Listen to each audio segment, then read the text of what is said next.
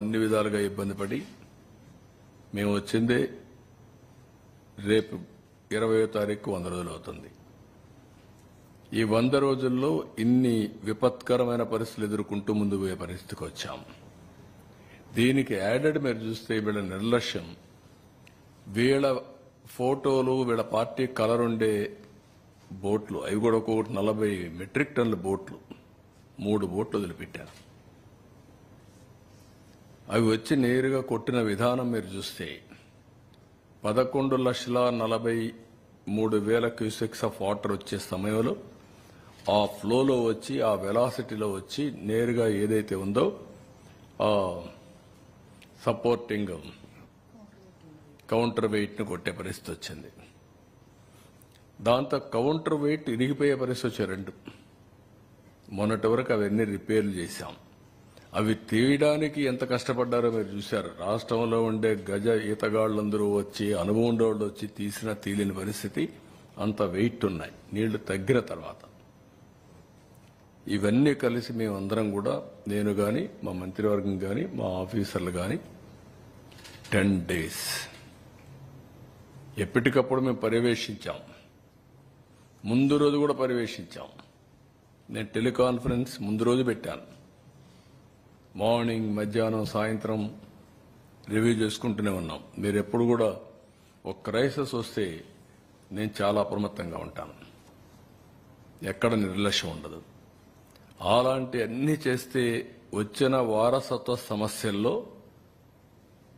మేమే ఆశ్చర్యపోయేట్టుగా పనులు వచ్చే పరిస్థితి వచ్చాయి. ఎవ్రీడే నేను అదే చెప్తూ వచ్చాను. Series of white papers publicize చేశాను ఇప్పటికే. అదే సమయంలో ఇక్కడికి వచ్చే పరిస్థితికి వచ్చాం. 10 రోజులు పట్టింది మాకు. ఒక్కొక్క మంత్రి, రామానాయుడు అక్కడే ఉన్నాడు, నారాయణ గారు అన్న తిరిగారు. ఆల్ మినిస్టర్స్ ఒక్కొక్కరు ఒక్కొక్క వార్డులో పెట్టుకుని, హోమ్ మినిస్టర్ గారు, డిజాస్టర్ మినిస్టర్ ఒక పక్క ఈ పనులు చూసుకుంటూ, ఒక పక్కన స్టేట్ అంతా కూడా వరదల్ని సమీక్ష చేసే పరిస్థితికి వచ్చారు. ఇన్ని ప్రయత్నాలు చేస్తే కూడా 10 days మళ్లీ మామూలు స్థితి తీసుకొచ్చే పరిస్థితికి వచ్చాం. అదే గాని అలాంటి దుర్మార్గమైన ప్రభుత్వం ఉంటే ఇంకొక 6 నెలలు కూడా ఆ పక్క కూడా పోయే పరిస్థితి ఉండేది కాదు. తర్వాత అకౌంట్స్ అన్ని మ్యానిపులేట్ చేసేశారు. నేను చెప్పాను మీ అందరికీ. సిఏజీ ఆడిటింగ్ కూడా కాలేదు దేనికి. సెంట్రల్ గవర్నమెంట్ ఇచ్చిన డబ్బులకు యూసీలు కూడా ఇవ్వలేదు. కడాన గవర్నమెంట్ ఆఫ్ ఇండియా ఇచ్చిన డబ్బులను డైవర్ట్ చేసేశారు. పోలవరానికి ఇచ్చిన డబ్బులు డైవర్ట్ చేసేశారు. నేనున్నప్పుడు పోలవరాన్ని నేను డబ్బులు పెట్టాను, వీళ్ళు రివర్స్ చేశారు. అమరావతికి డబ్బులు వద్దని చెప్పారు. ఇలాంటివి ఈవెన్ సైట్ ఇవ్వలేకుండా రైల్వే జోన్ నిలిచిపోయే పరిస్థితికి వచ్చింది. ఇప్పుడు క్లియర్ చేశాం. మేము 100 రోజుల్లో చేయగలిగితే ఇన్ని రోజులు ఎందుకు చేయలేకపోయారు? 5 ఏళ్లు మీరు అంటే ఎంత నిర్లక్ష్యం ఉందో మీరు చూసుకోవాల్సిన అవసరం ఉంది. ఏది ఒక్కొక్క ఐటమ్ని స్ట్రీమ్ లైన్ చేసి ఒక్క పంచాయతీరాజ్లో 990 కోట్ల రూపాయలు బకాయిలు డైవర్ట్ చేస్తే ఫైనాన్స్ కమిషన్ డబ్బుల్ని 990 కోట్లు ఇచ్చి కష్టకాలంలో 1100 కోట్లు మళ్ళా తీసుకొచ్చాం. ఈ ఒక్క డిపార్ట్మెంట్ కదా, అన్ని డిపార్ట్మెంట్ ఇదే పరిస్థితి. 1650 కోట్ల రూపాయలు ధాన్యం ఇచ్చిన రైతులకు బకాయిలుంటే అవి చెల్లించే పరిస్థితికి వచ్చాం. 10,50,000 కోట్ల రూపాయల అప్పు, 1,00,000 కోట్ల రూపాయలు బిల్లు పే చేయాలి. ఇప్పుడు ఇక్కడికి వస్తే ఎంత నిర్లక్ష్యం అంటే 2,000 కోట్ల రూపాయలు అకౌంట్లో చూపిస్తున్నారు. 9 ఏళ్లలో ఖర్చు పెట్టేశారు. ఖర్చు పెట్టిన డబ్బుల్ని అకౌంట్ కూడా రాయలేని అసమర్థ ప్రభుత్వం. దొంగ లెక్కలు మాత్రం రాసుకున్నారు. నేను ఇంకా హార్ష్గా చెప్పాలంటే డిజాస్టర్ మేనేజ్మెంట్కి కెలామిటీ ఫండ్లో 2,000 కోట్ల రూపాయలు చూపిస్తుంది. 9,000 కోట్ల రూపాయలు 6 ఏళ్లలో వస్తే 6 ఏళ్లలో 9,000 కోట్లు అయిపోయింది. ఖర్చు పెట్టిన డబ్బుల్ని అకౌంట్లో చూపించలేదు. ఇప్పుడు దానికి మళ్ళా నేను సిఏజీకి రాస్తున్నాను. ఇది ఇప్పుడు పలానప్పుడు ఈ డబ్బులు పెట్టామని రాయమని ఈ లెటర్ ఒకటి సెంట్రల్ గవర్నమెంట్కి రాస్తున్నా మళ్ళా నేను, మా దగ్గర డబ్బులు లేవు, దుర్మార్గుడు చేసిపోయిన పనులన్నీ సరిదిద్దడానికి మా పని సరిపోతా ఉంది, ఆ పాపాల్లో ఈ పాపం కూడా ఉంది, మీరు నా దగ్గర డబ్బులు ఉందని మీరు డబ్బులు ఇవ్వడం మానేశారు, నాకు జీతాలు కూడా ఇవ్వలేని పరిస్థితిలో ఉన్నా, నాకు 518 కోట్ల రూపాయలు మీరు ఇవ్వాలి, అది ఇమ్మీడియట్గా రిలీజ్ చేయండి, ఇయర్ ఇన్స్టాల్మెంట్ నాకని ఇప్పుడు లెటర్ రాస్తున్నా. అంటే ఎన్ని అరాచకాలు. నేను అందుకే చెప్పాను, ఇది ఒక భూతం, ఆ భూతాన్ని శాశ్వతంగా పూడ్చిపెడితే తప్ప పైకి రాకుండా ఇలాంటి వేషాలన్నీ వేస్తూ ఉంటుంది. ఇప్పుడు ఇవన్నీ ఒక ఎత్తు అయితే, నాకు వచ్చిన సమస్య కళ్ళారా చూశాను. అనునిత్యం వాళ్ళ కష్టాలు అక్కడ జరిగిన వాళ్ళందరూ చూశాను.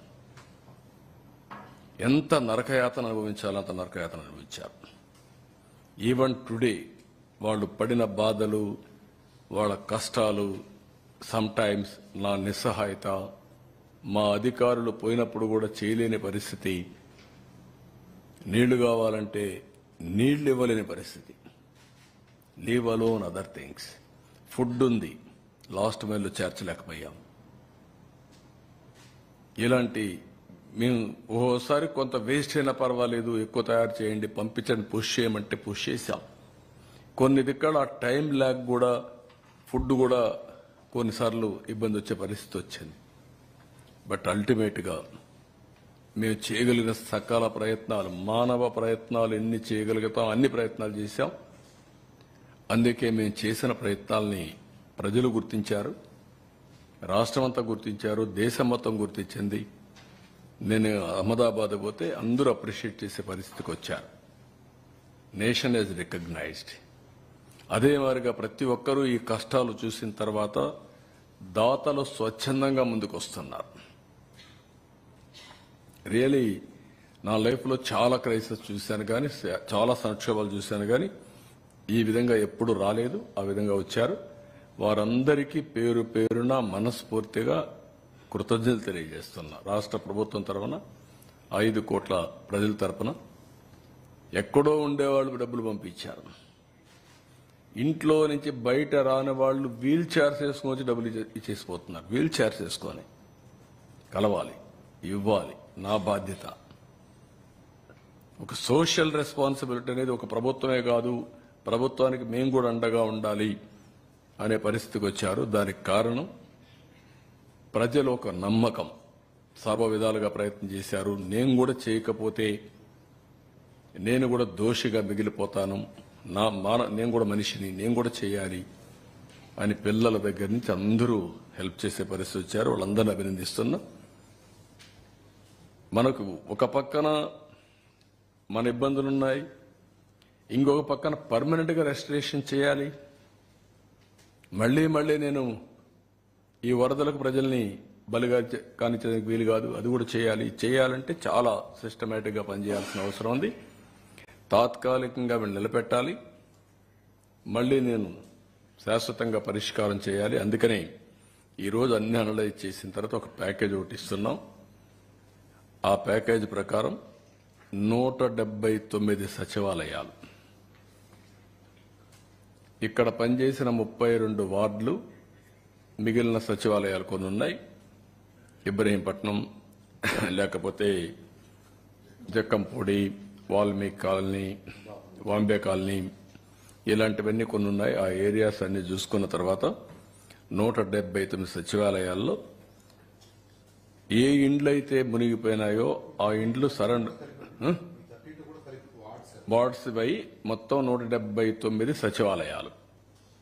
179 సచివాలయాల్లో ఉండే అందరికీ ఫస్ట్ ఫ్లోర్లో ఉండేవాళ్ళు నీట మునిగారు, గ్రౌండ్ ఫ్లోర్లో వాళ్ళందరికీ 25,000 రూపాయల చొప్పున ఆర్థిక సహాయం చేస్తున్నాం. వాళ్ళ టీవీలు పోయినాయి, లేకపోతే అక్కడ ఎలక్ట్రానిక్ గూడ్స్ పోయినాయి, చాలా నష్టపోయారు. ఇది చరిత్రలో ఫస్ట్ టైం ఒక్కొక్క ఇంటికి ఇంత పెద్ద ఎత్తున 25,000 ఇవ్వడం అనేది ఇది ఫస్ట్ టైం. ఒకప్పుడు 4,000 రూపాయలు. భోజనాల కాడ ఎక్కడా మేము లోటు చేయలేదు. ప్యాకేజీ కింద కూరగాయలన్నీ ఇచ్చాం, 25 కేజీల బియ్యం, 1 KG palm oil, 1 KG sugar, 1 KG పప్పు, 2 కేజీలు ఉల్లిపాయలు, 2 కేజీలు పొటాటో, ఇవన్నీ ఇచ్చాం.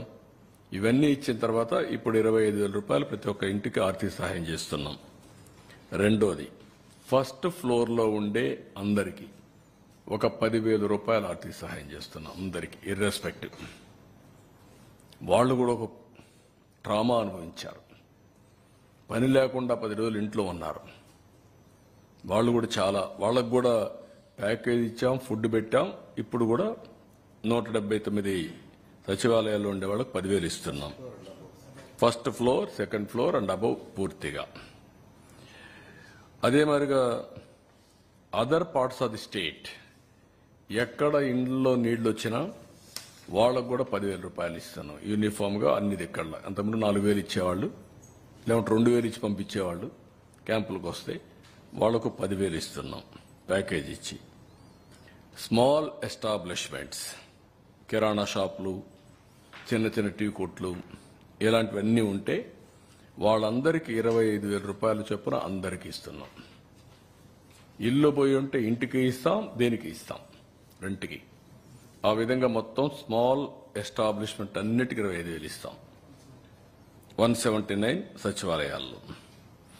అదే మాదిరిగా ఎంఎస్ఎంఈలు రిజిస్టర్ చేసుకున్నారు. ట్రేడ్కు అవన్నీ కూడా రిజిస్టర్ చేసుకున్నారు. చిన్న చిన్న ఇవి పెట్టుకున్నప్పుడు వాళ్ళందరికీ టర్న్ ఓవర్ 40 lakhs కంటే తక్కువ ఉంటే వాళ్ళందరూ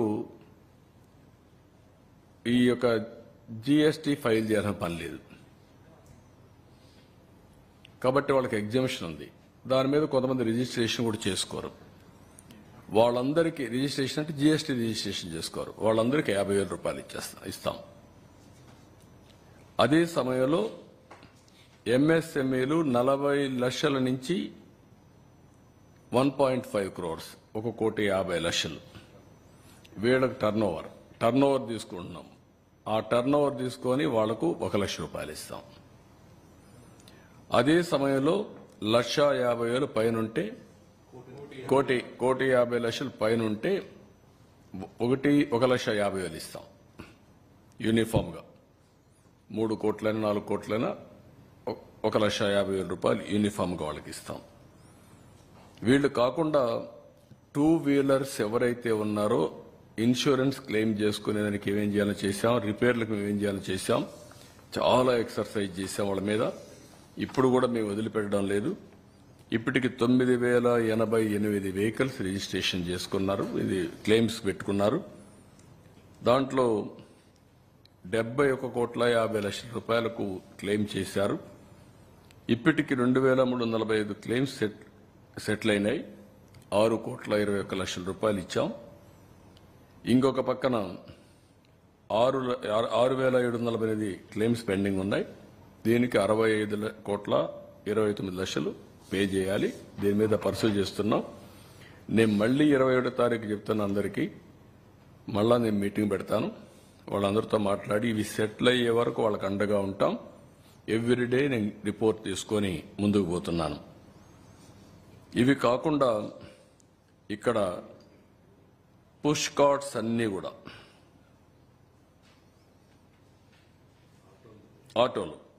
ఆటోలన్నీ కూడా 3 వీలర్స్ అన్నిటికీ 10,000 రూపాయలు ఇస్తున్నాం. ఒక 4,500 ఉంటాయి రఫ్గా. వాళ్లకు 10,000 రూపాయలు అన్ని ఆటోలకు ఇస్తున్నాం. ఇది కాకుండా పుష్ కార్ట్స్ ఇల్లు పోతే ఇంటికి ఇస్తున్నాం. వాళ్ళందరికీ పుష్ కార్ట్స్ ఫ్రీగా కొని మళ్ళా సెట్ చేస్తున్నాం. ఎంత అయితే అంత, 20,000 అయితే 20,000 ఒక ఆధునికంగా మోడర్న్గా తయారు చేసి వాళ్ళందరికీ హ్యాండ్ ఓవర్ చేస్తాం. వ్యాపారాలు మళ్ళా పెట్టుకునేందుకు వాళ్ళకు ఉపయోగపడతాం. 2 వీలర్స్ చెప్పగా 3 వీలర్స్ ఓకే. 2 వీలర్స్ అన్నిటికీ 3,000 రూపాయలు ఇస్తాం. 3 వీలర్స్కి 10,000 రూపాయలు ఇస్తాం. పుష్ కార్ట్స్ సెట్ చేస్తాం. 20,000 అయితే 20,000, 25,000 అయితే 25,000 చేసి మళ్ళీ వాళ్ళకందరికీ హ్యాండ్ ఓవర్ చేస్తాం.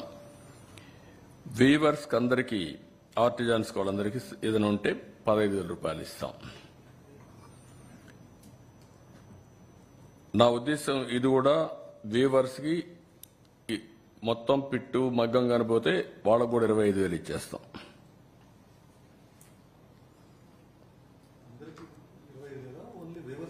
25,000 వ్యూవర్స్కి కిరాణా షాప్ మారిగా మొత్తం మగ్గం పోతాయి.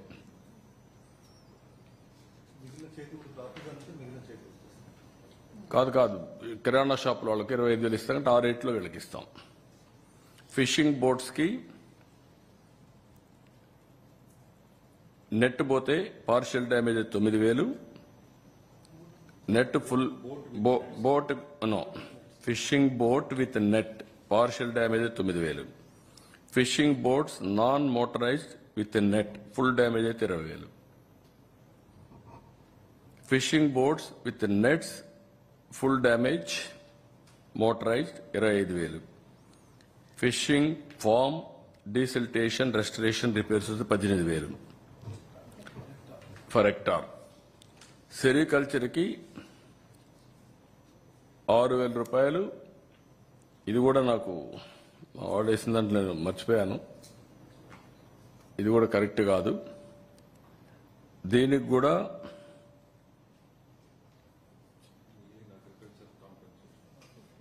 దాంట్లో వస్తుంది, నేను అక్కడ మాట్లాడతాను. లైవ్ స్టాక్ కౌస్ అండ్ బఫెలోస్కి 50,000, bullocks 40,000, livestock calves 25,000, livestock sheep గోట్కి 7,500, లైవ్ స్టాక్ పౌల్ట్రీ బర్డ్కు 100 రూపాయలు, క్యాటిల్ షెడ్ డ్యామేజ్ అయితే 5,000. ఇవి కాకుండా అగ్రికల్చర్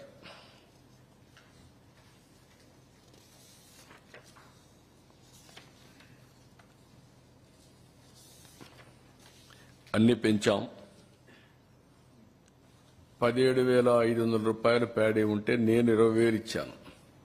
ఇతను వచ్చి 16,000 చేసి లాస్ట్ ఇయర్ 17,500 చేశాడు. ఇది ఏమాత్రం చాలదు, అందుకే 25,000 చేశాం. అన్ని కూడా పెంచాం. హెక్టార్కి 25,000, ఎకరాకు 10,000. కాటన్ హెక్టార్కి 25,000, గ్రౌండ్ నట్ 25,000, వరి 25,000, sugar cane 25,000, bajra, black gram, green gram, మొక్కజొన్న, రాగి, రెడ్ గ్రామ్, సీసం, soybean, sunflower, tobacco 15,000, castor, jute, కొర్ర, సామా ఇవి కూడా 15,000. ఇది కాకుండా హార్టికల్చర్కి వచ్చినప్పుడు banana 35,000, turmeric 35,000, vegetables 25,000, betel vine 75,000 ఎకరాకు, యామ్ 35,000 కంద, మిరప 35,000, పప్పాయి 25,000, టమాటో 25,000, గోవా జామ 35,000, ఫ్లవర్స్ 25,000, ఉల్లిపాయలకు 25,000, నిమ్మ 35,000, మామిడి 35,000, కాఫీ 35,000, వాటర్ మెలన్ 25,000, నర్సరీకి 25,000, pomegranate 35,000, apple ber 35,000, sapota 35,000, tapioca 10,000, coriander 25,000, cashew 35,000, dragon fruit 35,000, palm oil ట్రీకి 1,500, కోకోనట్ 1,500.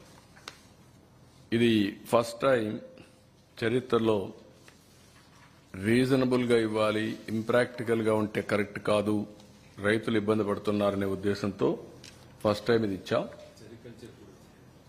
దీంట్లోనే సెరికల్చర్ కూడా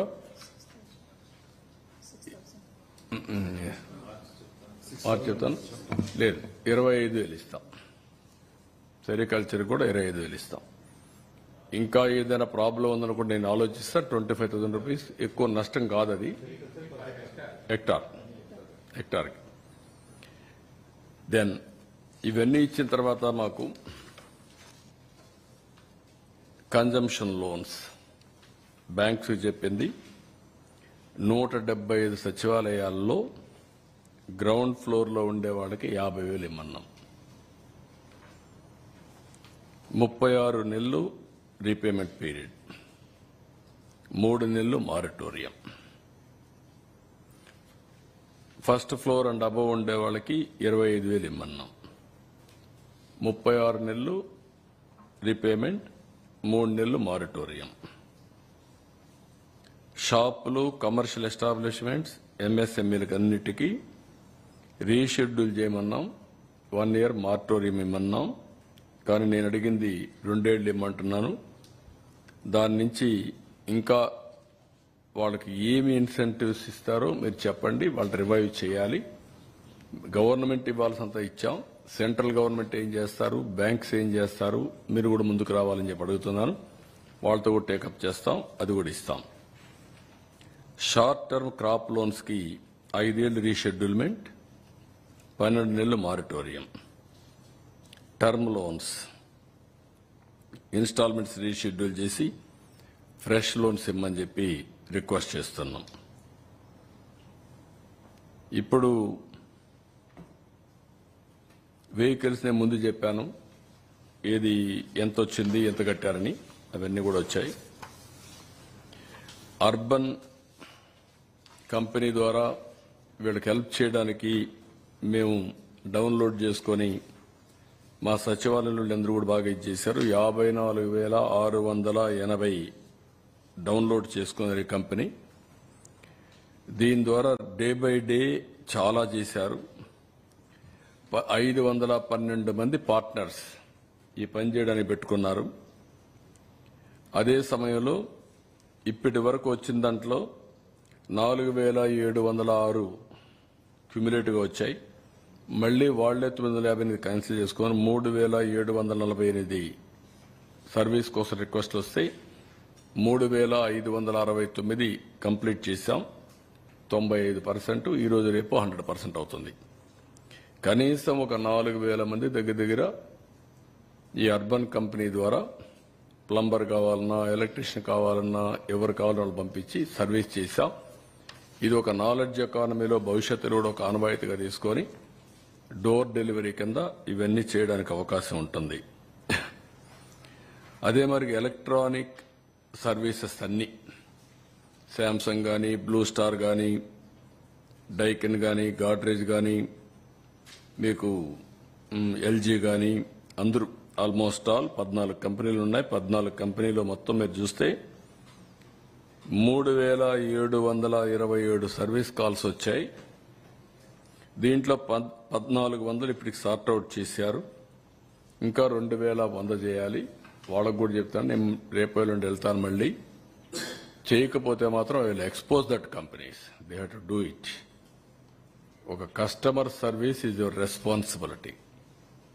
అందుకే అక్కడ కూడా మేము డిపార్ట్మెంట్ మొత్తం తీసుకొని ఎంతవరకు చేయాలని చేస్తున్నాం. నా ఉద్దేశం, మేమిచ్చే బెనిఫిట్ ఒక యాంగిల్, మేమిచ్చే సర్వీసింగ్ ఒక యాంగిల్.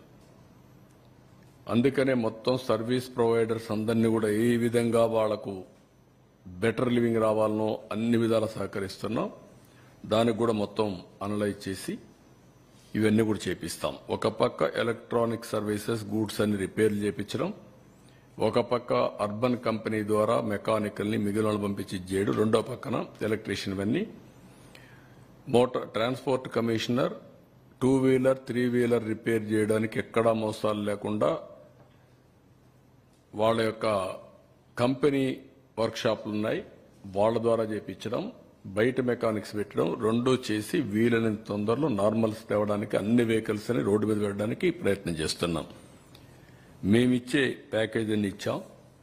అదే సమయంలో గవర్నమెంట్ ఆఫ్ ఇండియా ఇప్పటి వరకు ఎప్పుడూ ఇవ్వనంత హైయెస్ట్ ప్యాకేజ్ ఇది.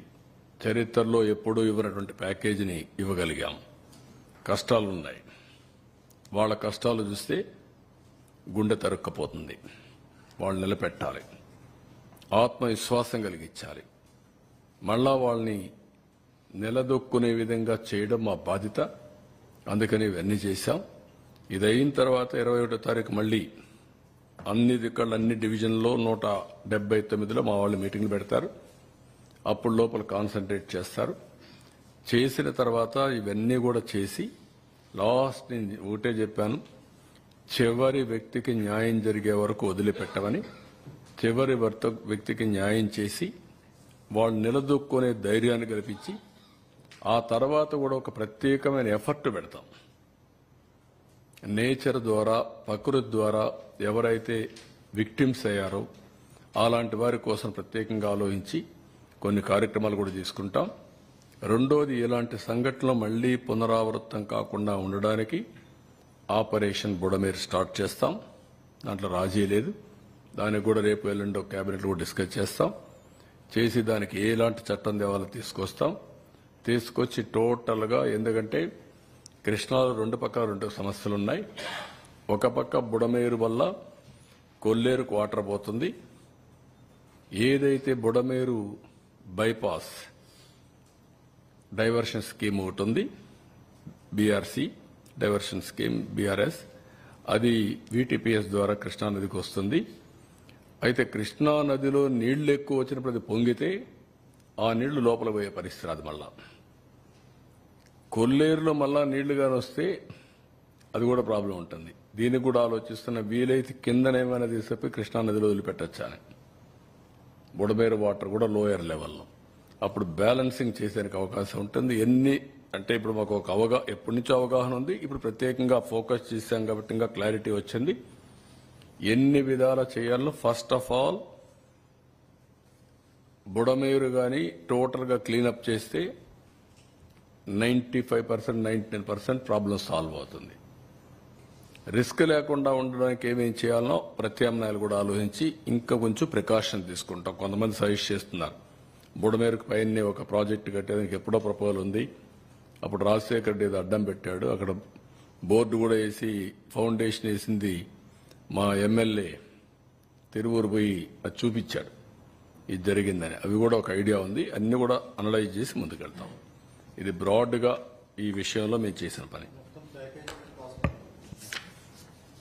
రేపు ఎల్లుండి వస్తుంది. మొత్తం ఎంత అవుతుందని నేను ఆలోచించడం లేదు, ఎట్లా ఆదుకోవాలని ఆలోచిస్తాను. మనసుంటే మార్గం ఉంటుంది. కష్టాల్లో ఉండే వాళ్ళని ఆదుకోవడం మా బాధ్యతగా భావించాం. మేము కష్టపడమే కాదు, మా వాళ్ళందరూ కష్టపడ్డారు. నేను ఒక్కడే కష్టపడడం కాదు, మా మంత్రులు కష్టపడడం కాదు, సీనియర్ ఆఫీసర్స్ దగ్గర నుంచి everybody struggle like anything.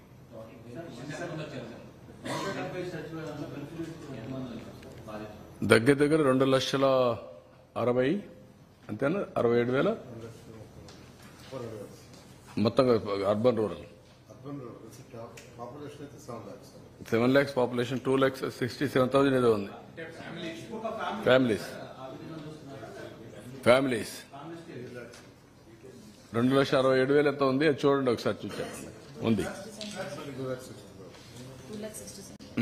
Yes, 2,72,727 మొత్తం. 2,72,727 కుటుంబాలు. దీంట్లో తక్కువ నష్టం, ఎక్కువ నష్టం అన్నీ ఉన్నాయి.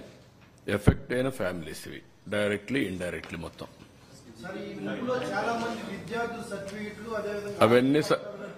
అవన్నీ ఆల్ సర్టిఫికెట్స్ అన్ని ఇస్తాం. దానికి కూడా ఒక ఇది పెడతాం, డ్రైవ్ పెట్టి వాళ్ళకు కూడా ఇస్తాం. విద్యార్థులకందరికీ పుస్తకాలు కూడా ఇస్తాం. విద్యార్థులకు కూడా ఇది విద్యుత్ బిల్లులు 1 month రీషెడ్యూల్ చేస్తాం. లాస్ట్ టైం అడిగారు, చెప్పాం. 1 month రీషెడ్యూల్ చేసి అంత లోపల ఈ డబ్బులు వస్తాయి. కేంద్ర ప్రభుత్వం ఎంత సాయం చేసిందనేది అడుగుతున్నాం. వచ్చినప్పుడు చెప్తాను. ఇప్పుడే ముందుగానే ఎక్స్పెక్ట్ చేయడం కరెక్ట్ కాదు.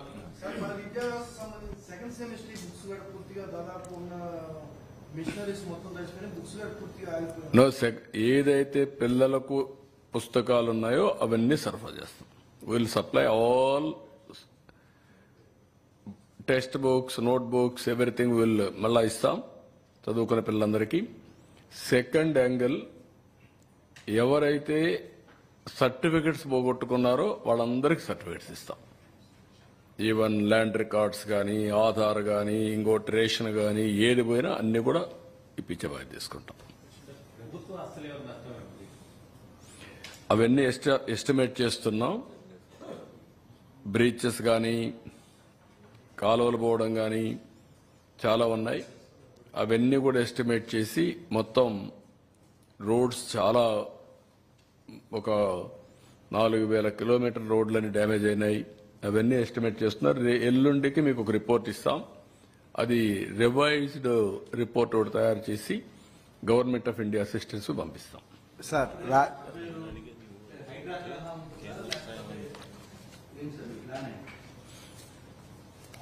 బుడమేరు దురాక్రమణలు తొలగించాలి.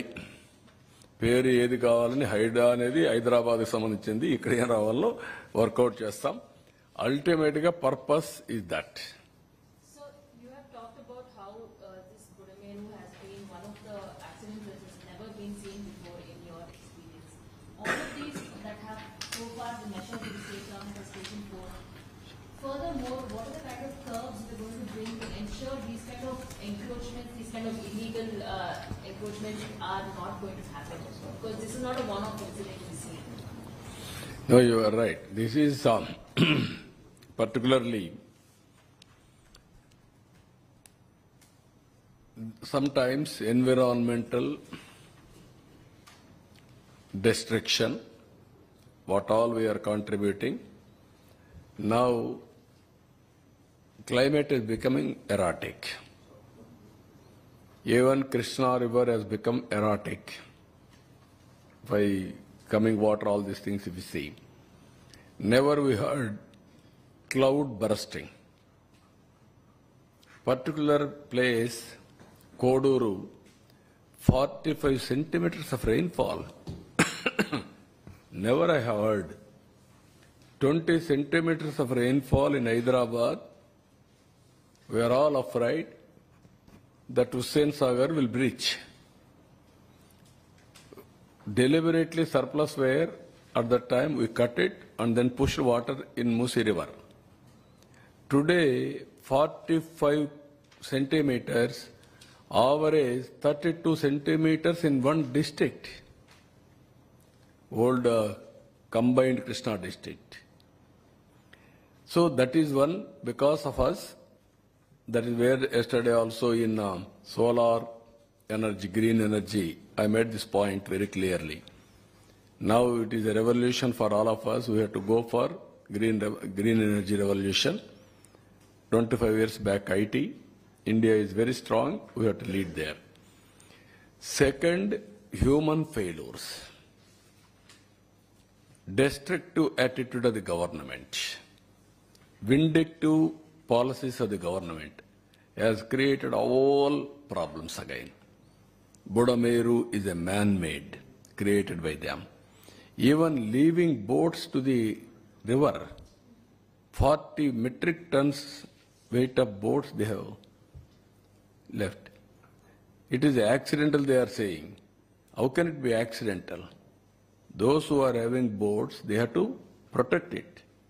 Otherwise, what is going to happen tomorrow? All projects, everybody will do like this as a fancy. So these are all problems of a, sometimes we are all calling rogue elephant. Some political parties are also like that now. That is the biggest challenge. What they are doing, they don't know. This is where we are fighting. We have to educate people. That is only the way. We have to move forward. Sir Krishna నదికి వరద వచ్చినప్పటి నుంచి last 20 days గా అమరావతి పైన మళ్ళీ ఒక negative ప్రచారాన్ని అయితే వైసీపీ కావచ్చు దాని అనుబంధ సంస్థలు చేస్తున్న పరిస్థితి. అంటే పర్టికులర్ గా ఈ ముంపు ప్రాంతంలో రాజధాని అవసరమా, చేయడానికి లక్షల కోట్లు ఖర్చు పెట్టాల్సిన పరిస్థితి. ఈ టైప్ ఆఫ్ వర్డ్స్ వైసీపీ నేతల నుంచి పర్టికులర్ గా వస్తా ఉన్నాయి. ఈ తెలివైన మేధావుల్ని చెన్నైని మార్చేయమనండి, బెంగళూరు సిటీని మార్చేయమనండి, బాంబే సిటీని మార్చమనండి, హైదరాబాద్ సిటీని మార్చమనండి. బుద్ధి జ్ఞానం ఉంటే మాట్లాడడం మానేయమనండి. బుద్ధి జ్ఞానం లేకపోతే మాట్లాడమనండి. మీ ఇంటి మీద నీళ్లు వస్తాయని ఆకాశంలో పోతావు నువ్వు. ఇంటికి నీళ్లు రాకుండా చూసుకోవాలా. ఊరికే మర్యాద చెప్తే మర్యాద కూడా లేదు వీళ్ళకు. మర్యాద తెలుసుకునేది నేర్చుకోవాలి. ఇంకొకసారి మాట్లాడితే ఆ నాలుగులు తాళాలు వేయాల్సి వస్తుంది. వాట్ నాన్ సెన్స్, ఏంటి తమాషగా ఉంది. ఇన్నింటి వాస్తవాలు లెక్క పెట్టుకుంటూ రాజకీయం కోసం అసహ్యమైన రాజకీయాలు చేస్తారా మీరు? కకృతి రాజకీయాలు పడతారా మీరు? మాట్లాడేవాళ్ళు లేరని మీ ఇష్ట ప్రకారం మాట్లాడతారా? విషం కక్కుతారా? ఎందుకంటే విషం కక్కడం? విశాఖపట్నం ఉదేమైంది? నేను పులివెందుల్లో పెడితే ఏమవుతుంది? తిరుపతికి ఫ్లడ్ రాలేదా? ఏ సిటీ సేఫ్? ఏ సిటీ సేఫ్? నెల్లూరు రాలా? What are you talking? Krishna Godavari ఎక్కడుంది? రాజమండ్రి ఎక్కడున్నాయి? కర్నూలు ఎక్కడుంది? మోస్ట్ అప్పర్ రీచ్లో ఉండే కర్నూలు ఏమైంది? కర్నూలు కొట్టుకుని పోయే పరిస్థితి లేదా? బుద్ధి జ్ఞానం ఉండాలి మాట్లాడాలంటే. మీరు చేసిన ఏదో పనులకి ఒక మాటలో చెప్పాలంటే నేల మీద ముక్కు పెట్టి రాసుకోవాలి. మీరు తప్పుడు పనులు చేసి కొంచెం పాలిష్డ్గా మాట్లాడుతున్నాం. పాలిష్డ్గా మాట్లాడితే ఎక్కదు. ఎక్కని వాళ్ళకి ఏం చేయాలో కూడా చేసి చూపించాల్సిన అవసరం ఉంది. అదే జరుగుతుంది రేపు. మొన్న చూశారు మీరు, అక్కడ పోతే వీళ్ళని ఏం చేశారు? అదే జరగాలి ఈ రాష్ట్రంలో. కనీసం దిగారంటే మీరు నీళ్లలో. ఈస్ట్ గోదావరి జిల్లాకు పోతే రోడ్డు మీద తిరిగి మీరు వస్తే మీకు బాధలు తెలుస్తాయండి. మీకు నీళ్లలో దిగనవాడు, బురదలో దిగేదానికి నీకు ఆలోచన చేసేవాడు నువ్వు ప్రజాసేవ పనికొస్తావు నువ్వు అంటే ఏమనుకుంటున్నారు మీరు? అంటే ఏది చెప్పినా నమ్మేస్తారని అజం ఆ పేపర్లు పెట్టుకొని, తప్పుడు పేపర్లు పెట్టుకొని తప్పుడు ప్రచారాలు చేసుకుంటూ బతికిపోవాలనుకుంటున్నారు. ఆ ఆటలు సాగవు. అది గుర్తుపెట్టుకోమని హెచ్చరిస్తాను. అందుకే ప్రజలు కూడా 11 సీట్లు ఇచ్చి ఏ విధంగా తీర్పు ఇవ్వాలని ఇచ్చారు. That it self is an indication. ఊరంతా ఒక దారి, వీళ్ళది ఇంకొక దారి అంటారు. ముసలివాళ్ళు అంటే నడవలేని ముసలివాళ్ళు పెన్షన్ డబ్బులు తీసుకొచ్చి ఇచ్చి ఒక నెల నాకు పర్వాలేదు, లేకుంటే 4-5 నెలలు నేను సేవ్ చేసుకున్నాను, ఈ డబ్బులంతా ఇస్తానని చెప్తే బుద్ధి జ్ఞానం ఉందా మీకు? ఎంత రెస్పాన్స్ అండి? వై పీపుల్ ఆర్ గివింగ్ అంటే అమాయకులు వాళ్ళు. ఒక విపత్తు వచ్చినప్పుడు ప్రవర్తించవలసిన తీరది. వాళ్ళు మనుషులు. నువ్వు మనిషి కాదు కాబట్టి, ఈ పార్టీ మనుషులు కాదు కాబట్టి ఇష్ట ప్రకారం మాట్లాడుతున్నారు. మానవత్వం లేకుండా మాట్లాడుతున్నారు. పుండు మీద కారం చల్లినట్టు. పార్టీ తరఫున అనౌన్స్ చేశారు అమౌంట్.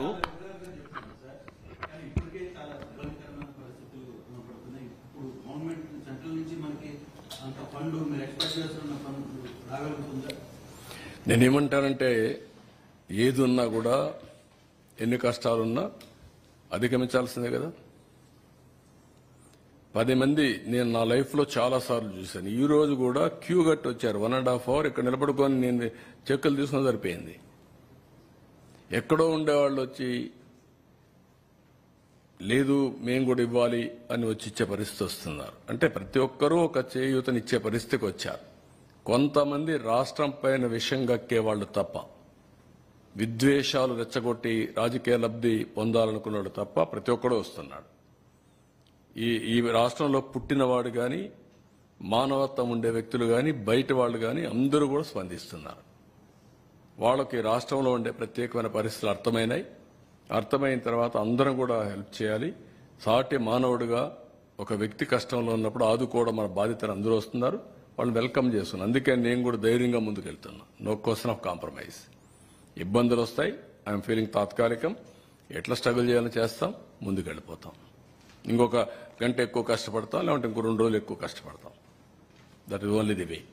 ఇక్కడ మున్సిపల్ ప్రాపర్టీ ట్యాక్స్ కూడా 3 నెలలు 3 నెలలు టైం ఎక్స్టెండ్ చేస్తున్నారు. ఈ 32 వార్డుల్లో ఇది కూడా చేసి వాళ్ళని ఆదుకుంటాం. అదే మరి ఇంకొక పక్కన ఇది ఒక ప్రాబ్లం అయితే, విశాఖపట్నం స్టీల్ ప్లాంట్ అది కూడా కావాలని రెచ్చగొట్టే పరిస్థితికి వస్తున్నారు. ఓకే, దాని గురించి నేను పెద్దగా మాట్లాడాలి. రెచ్చగొడితే రెచ్చిపోయేవాళ్ళు కూడా ఎవరు లేరు ఇక్కడ. విశాఖపట్నం అనేది తెలుగుదేశం పార్టీకి, ఎన్డీఏ కూటమికి ఒక స్ట్రాంగ్ ఇది. ఆ ప్రాజెక్టు కూడా ఆ స్టేజ్కి రావడానికి వీళ్ళు కారణం. ఎప్పుడు కూడా ప్రాజెక్టు మీద శ్రద్ధ పెట్టిన దాఖలాలు లేవు. ఇంత మునుపు కూడా నేనే కాపాడాను ఆ ప్రాజెక్ట్ని. వాజ్పేయి గారి పీరియడ్లో రీస్ట్రక్చరింగ్ చేసి అప్పుడు కూడా అడిషనల్ ఫండ్స్ అన్ని పంప్ చేశాం. అప్పుడు స్ట్రీమ్ లైన్ చేశాం. ఇప్పుడు కూడా నేను ఆలోచిస్తున్నాను మళ్ళీ. మొన్నే మాకు ఒక మీటింగ్ జరిగింది. కుమారస్వామి గారు, ఫైనాన్స్ మినిస్టర్, నేను డిస్కస్ చేశాం. ఈరోజు మళ్ళీ ఒకసారి మాట్లాడాను. ఇప్పుడు ఒక కొత్త డబ్బులు కూడా రిలీజ్ చేసి దాన్ని ఆపరేట్ చేయడానికి ముందుకు పోతున్నారు. ఇది అయిన తర్వాత మళ్ళీ ఒకసారి కూర్చుంటాం. ఎంప్లాయీస్ కూడా ఒకటే చెప్తున్నా, అక్కడ ట్రేడ్ యూనియన్ లీడర్స్ కూడా ఒకటే చెప్తున్నా, మనం ప్రాపర్ మేనేజ్మెంట్ పెట్టుకోకుండా ప్రాజెక్ట్ని రివైవ్ చేయకుండా కష్టపడేదైనా ఉంటే technical problems, logistic problems, administrative problems ఉంటే అవన్నీ సార్ట్ అవుట్ చేసుకొని బెస్ట్ మేనేజ్మెంట్ పెట్టుకొని శాశ్వతంగా దాని లాభాల బాట పట్టించాల్సిన బాధ్యత ఉంది. ప్రైవేట్ స్టీల్ ప్లాంట్స్ అన్ని బాగుండి one of the best steel plant ఆ పరిస్థితి రావడానికి కారణం అక్కడుండే మేనేజ్మెంట్ ఆలోచించుకోవాలి, అక్కడుండే స్టాఫ్ ఆలోచించుకోవాలి, అందరం ఆలోచించుకోవాలి. నేను కూడా దాని మీద శ్రద్ధ పెడతా. కానీ ఆ ఉండేవాళ్ళు కూడా గుర్తుపెట్టుకోవాల్సింది, మనం ఏదో చారిటీ కింద 1,000 కోట్ల రూపాయల నష్టం వస్తే ఎవరో ఒకరు బెయిల్అవుట్ చేస్తారనుకుంటే మాత్రం తాత్కాలికం.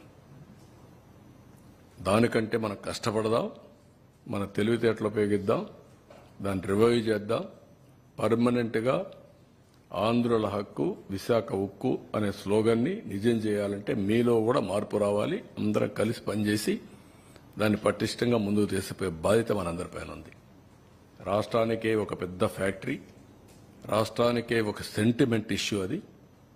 అట్లని చెప్పి ప్రతిరోజు సెంటిమెంట్ అట్టా కూర్చుంటే మనకు కూడా సహకరించే వాళ్ళు కూడా ఉండరు.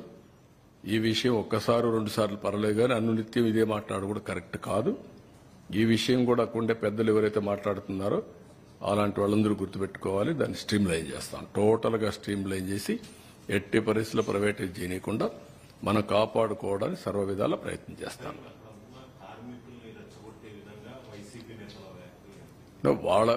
వాళ్ళ పని ఏంటి? ఇదే పని కదా. ఎక్కడ చూసినా శవాల్ని మంటేసి చలిగాల్చుకుంటారు. అది వాళ్ళ నేచర్, అది ఆ పార్టీ నేచరే. అది 5 ఏళ్ళు ఎప్పుడన్నా మాట్లాడారా? ప్రైవేటైజ్ చేయడానికి పోతే కూడా ఒకసారైనా మాట్లాడారా? నేను ఆ రోజు పిలిచాను కదా, రావయ్య ఢిల్లీకి పోదాం, నీకు తోడుగా నేనుంటా, పోదామంటే స్పందించారా? అలాంటి వాళ్ళు మాట్లాడడం ఏంటి? బుద్ధి జ్ఞానం ఉండాలి కదా వీళ్ళకు. అంటే ఏమి చెప్పినా నమ్మేస్తారు ప్రజలు అనుకుంటున్నారు వీళ్ళు. ఆ రోజులు అయిపోయినాయి. వ్యక్తిత్వం, విశ్వసనీయత లేని వ్యక్తులు ఏం చెప్పినా నమ్మరు. మొన్నటి వరకు మీరు మభ్యపెట్టారు. మభ్యపెట్టిన దానివల్ల ప్రజల్లో ఏదో చెప్తున్నారు అనుకున్నారు. ఒక్కసారి అన్నారు, ఒకసారి చూశారు, ఏం జరిగింది కూడా అర్థం చేసుకున్నారు. మళ్లీ ప్రజలు నమ్మే పరిస్థితులు లేరు. ఆ విషయం వీళ్ళు గుర్తుపెట్టుకోవాలి. విశాఖపట్నం స్టీల్ ప్లాంట్ని ఒక బాధ్యతతో ఏ విధంగా కాపాడుకోవాలో కాపాడుకుంటాం. No Sir, second thoughts. You've had several meetings with Mr. Kumaraswamy and Nirmala Sitharaman regarding the Visakhapatnam steel plant. It was one of the projects that had been sent to you in your manifesto as well. How has the centre so far been reciprocative on these plans going forward? What I'm saying, they are doing their best. Who has saved that project? First time Vajpayee. He has given money. He has saved the project at that time. Today also they are releasing some money. They are protecting. So these people are talking all political statements. That is not correct approach. It is our responsibility how to protect, how to progress that unit. That is important. We will work it out. Sir, medical కాలేజీల విషయంలో కూడా మీరు వచ్చి 100 days కూడా complete కాలేదు. అంటే last గవర్నమెంట్లో తీసుకొచ్చిన మెడికల్ కాలేజీలు ఆగిపోతున్నాయి. తర్వాత మెడికల్ సీట్స్ అన్ని ఆయన ఇచ్చిన జీవో ఒకసారి చదువుకోమనండి. ఆయన ఒక జీవో ఇచ్చాడు. ఆయన ముఖాన్ని తగిలిస్తా రాష్ట్రాన్ని తిప్పేదానికి. ఆ జీవో పెట్టి ముఖంలో తగిలిస్తే ఆ జీవోని కాకుండా ఏం అమలు చేసావో చెప్పానండి పని. నేను స్ట్రైట్ కోసం అడుగుతున్నా. ఆయన బాడీకి గట్టేసి తిప్పుతాం ఆ జీవోని. ఏ జీవో ఇచ్చాడో మీరే చదువుకోండి ఒకసారి పేపర్ వాళ్ళు. మీరు కూడా చదివితే మీకు కూడా ఒక ఐడియా వస్తుంది. అప్పుడు నేను చెప్తాను. ఇలాంటి నేరస్తులకి నేను చెప్పేది ఏంటంటే, బాబాయిని చంపి నారాసుర రక్త చరిత్ర పెట్టేసి తప్పించుకోవాలని ప్రయత్నం చేస్తే అన్నిటిని జరగవు. ఎన్ని తప్పుడు పనులన్నీ చేసి వేరే వాళ్ళ మీద దోసేయాలనుకుంటే జరగవు. ఆ రోజులు అయిపోయినాయి. చెవికి కట్టి చూపిస్తాను ఊరంతా తిప్పి, పిచ్చి పిచ్చిగా అనుకుంటున్నా. ఏం చేసావో అన్నీ కూడా అంత ఈజీగా ఆలోచించద్దండి. నోటుకొచ్చేట్టు మాట్లాడడం. నిన్న ఏం చేశారు అది మర్చిపోయి ఈ రోజు దాని మీద వాళ్ళు విమర్శించే పరిస్థితికి వచ్చారు. ఆ జీవో ఒకసారి చదవండి, నేను చెప్పను, చెప్తే మీకు రహస్యం పోతుంది, సీక్రెట్ పోతుంది. You read that. What issued the GO in private colleges, you read that, then మాట్లాడదు. పబ్లిక్ లోకి పర్టికులర్ గా ప్రభుత్వం మీద ఒక నెగిటివ్ ప్రచారం తీసుకునే ప్రయత్నం నేను కాదా, నువ్వు చదువయ్యా, చదువు. నేనని కదా సార్, అంటే ప్రభుత్వం పైన మీరు కష్టకాలంలో క్రైసిస్ నుంచి నేనేమంటానంటే అంత ఇరిటేట్ అయిపోవాల్సిన పనిలే వీళ్ళ గురించి. ఇరిటేట్ అయిపోతే వచ్చేది కూడా ఏం లేదు. వీళ్ళు చెల్లని కాసులు ఇవే చేస్తారు. నేరస్తులు ఏమంటారు, ఇదే చేస్తూ ఉంటారు. మీరు గుర్తుపెట్టుకోవాల్సింది, ప్రజాహితం కోసం కొంతమంది పనిచేస్తే ప్రజలకు ద్రోహం చేయడానికి కొంతమంది పనిచేస్తూ ఉంటారు. ఇప్పుడు కాదు, కలియుగంలో కాదు, త్రేతాయుగంలో కూడా చూసాం, ద్వాపరయుగంలో కూడా చూసాం. ఆ రోజు కూడా యజ్ఞాలు చేసేవాళ్ళు రాజులు, రాక్షసులు వచ్చి చెడగొట్టేవాళ్ళు. రాక్షసుల మీద పోరాడుతూ యజ్ఞాలు చేసే పరిస్థితి ఇప్పుడంతే. It is a continuous process, will fight it out. Thank you. బాగుందా? కాదు, నా బాధ్యత అది. వాళ్ళందరినీ నిలబెట్టి ముందు తీసుకెళ్ళాలి. ఏమా యా, నా లైఫ్లో ఏంటంటే ఒక నమ్మకం, ఇప్పటికే 300 కోట్ల రూపాయలు ప్రజలు కాంట్రిబ్యూట్ చేశారు సీఎం రిలీఫ్కి. ఈ ఇష్యూలో 300 crores ఇప్పటికి, ఇంకా వస్తుంది 300 ఇప్పటికి, ఇంకా ఒక 150-100 వస్తుంది. That is the confidence on this government for public. బంగారపు గాజులు సైతం ఇచ్చిన పరిస్థితి కాదు సార్. బంగారపు గాజులు కూడా ఇచ్చారు. గాజులు ఇచ్చేసిపోయారు. సిపిఎం భారతి గారు అయితే బంగారు గాజులు ఇచ్చేసి వెళ్ళింది. ఒక స్పిరిట్ గా తీసేసుకున్నారు. ఇది మా సొంత పని అనేది తీసేసుకున్నారు. చిన్నపిల్లలు వస్తున్నారు, వాళ్ళంతా కిడ్డీ బ్యాంక్ తీసుకొని నెత్తుకొచ్చి ఆ పాకెట్ మనీ అంతా ఇచ్చేసి వెళ్ళిపోతున్నారు. నేను అడుగుతున్నా, ఏమో మీకేంటంటే మాకు ఆనందంగా ఉంది ఇది ఇవ్వడం అనేది. ఏమా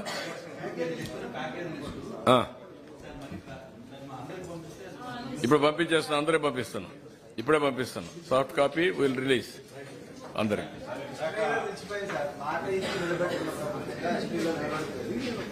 No, I am for public. You are going to see. Every action will be only towards public.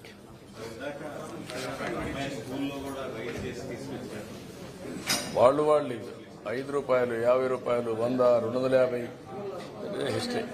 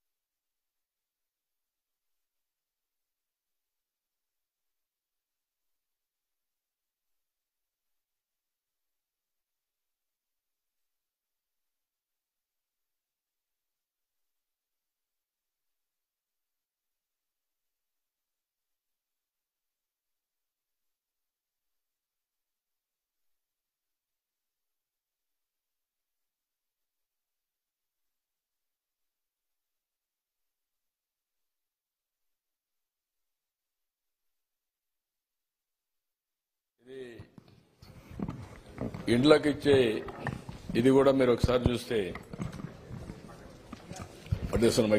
Mic తెస్తున్నా